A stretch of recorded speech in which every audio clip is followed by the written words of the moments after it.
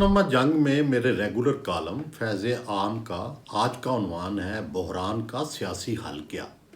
शायद किसी को भी इस हकीकत से इनकार न हो कि हुल्लड़बाजी, गालियाँ, ताने, नारेबाजी, जज्बातियत और इंतहा पसंदी से मसाइल हल नहीं हो सकते। सियासतदानों ने अपना काफ़ी ठट्ठा उड़वा लिया। अब बहरानों के काबिल अमल और सबके लिए काबिल कबूल सियासी हल की तरफ आना चाहिए। कौमी असम्बली में इस वक्त सबसे बड़ा इख्तलाफी मसला इलेक्शन धांधली का है। तहरीक इंसाफ के हमायत याफ्ता अरकान का ख्याल है कि उनकी पार्टी अक्सरियत से जीती है और उसके साथ धांधली करके उनकी नशस्तें कम कर दी गई हैं। तहरीक इंसाफ अपना ये मुकदमा इलेक्शन ट्रिब्यूनल्स में ले गई है और बिल आखिर ये मामला भी सुप्रीम कोर्ट की तरफ ही जाएगा। सियासत के एक हकीर और अदना तालिब इल्म की हैसियत से मेरी राय है कि इस मामले की इंक्वायरी के लिए पार्लिमान की कुल जमाती कमेटी बनाई जाए, जिसका सरबराह मौलाना फजलुर रहमान को बनाया जाए। कमेटी में तहरीक इंसाफ, पीपल्स पार्टी और नून लीग के अरकान भी शामिल हों। मौलाना फजलुर रहमान की शख्सियत पर तहरीक इंसाफ और नून लीग का इत्तफाक आसानी से हो सकता है। मौलाना फजलुर रहमान तालिबान की तरफ झुकाव के बावजूद जमहूरियत और आइन की बालादस्ती पर यकीन रखते हैं। धांधली के मसले का हल अदालतों और इंतज़ामिया ने निकाला तो एक ना एक फरीक को शिकायत होगी और वो इस फैसले को नहीं मानेगा। यूँ ये मामला कभी हल ना होगा। अगर कौमी असम्बली की कुल जमाती कमेटी किसी नतीजे पर पहुंचती है तो इसका फ़ैसला सबके लिए काबिल कबूल होगा। माजी में नवाज शरीफ ने पनामा केस की इंक्वायरी पार्लिमानी कमेटी के पास ले जाने की बजाय सुप्रीम कोर्ट से करवाने को तरजीह दी, जिससे जस्टिस खोसा को मौका मिल गया कि उन्होंने जायज़ नाजायज़ तरीके से नवाज शरीफ को नाअहल करार देने में लीड ली।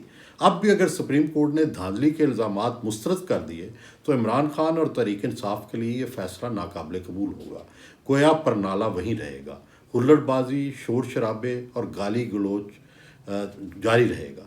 महज़ब कौमें बहरानों का हल निकालती हैं, हमें भी अपने मसलों का हल निकालना चाहिए, फिर सबको इसे मानना चाहिए। हमें याद रखना चाहिए कि आज का जो भी निज़ाम चल रहा है ये 1973 का आइन वो सारी जमातों ने कौमी असम्बली में बैठकर तय किया था, इसीलिए इस आइन पर आज तक सबका इत्तफाक है। 18वीं तरमीम पर भी सब जमातों ने इत्तफाक राय किया था। दहशत गर्दी के खिलाफ ऑपरेशन भी कौमी असम्बली में सब जमातों के इत्तफाक राय के बाद शुरू हुआ था। इस बहरान का सियासी, जमहूरी और अवामी हल ना सुप्रीम कोर्ट निकाल सकती है और ना इंतज़ामिया। इसका हल सिर्फ़ और सिर्फ आवाम के मुंतखब नुमाइंदों और सब जमातों के अरकान इत्तफाक राय से निकाल सकते हैं। मेरी तजवीज़ है कि कौमी असम्बली के इफ्तिताई इजलास में स्पीकर कुल जमाती कमेटी का ऐलान करें। निज़ाम को चलाना है तो वज़ीर आज़म शहबाज शरीफ इसकी तायद करें और लीडर ऑफ द अपोजिशन इससे इत्तफाक करें। इस इक़दाम से अहले सियासत और मुंतखब अरकान की साख भी बहाल होगी और मुस्तकबिल का रास्ता भी निकलेगा।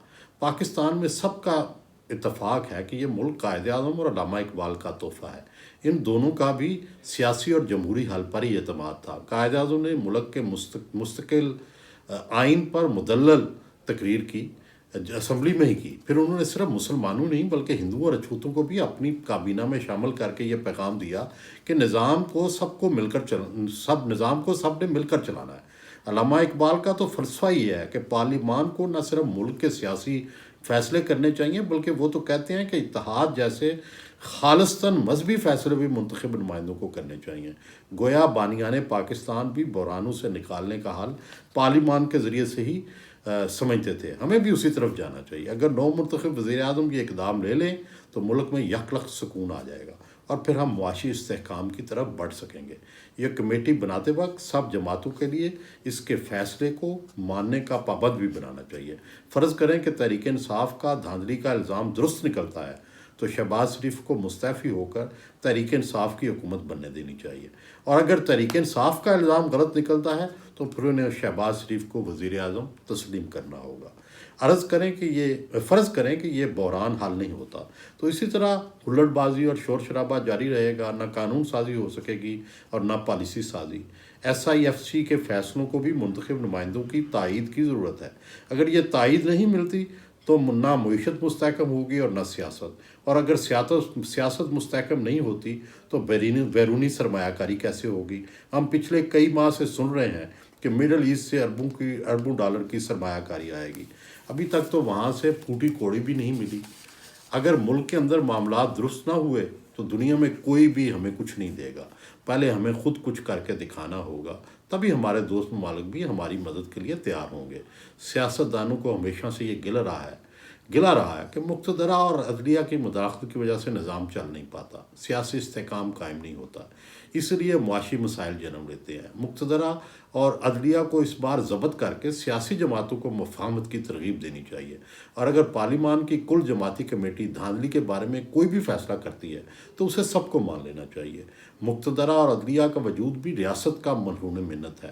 اگر ملک عدم استحکام اور افراتفری کا شکار رہا تو بالآخر اس کے منفی اثرات ان اداروں تک بھی پہنچیں گے، اور پھر ریاست میں وہ توڑ پھوڑ ہوگی کہ الامان والحفیظ. آخر میں عرض ہے کہ ہم نے ماضی میں بہت غلط فیصلے کیے ہیں.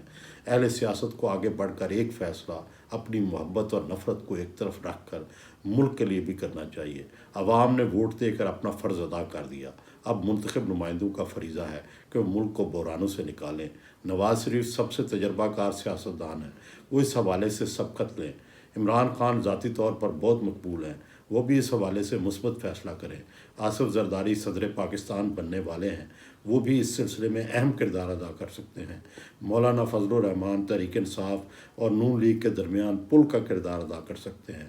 محمود خان اچکزئی پر بھی دونوں فریقین کا اعتماد ہے، وہ الیکشن دھاندلی کے لیے منصف بنائے جا سکتے ہیں.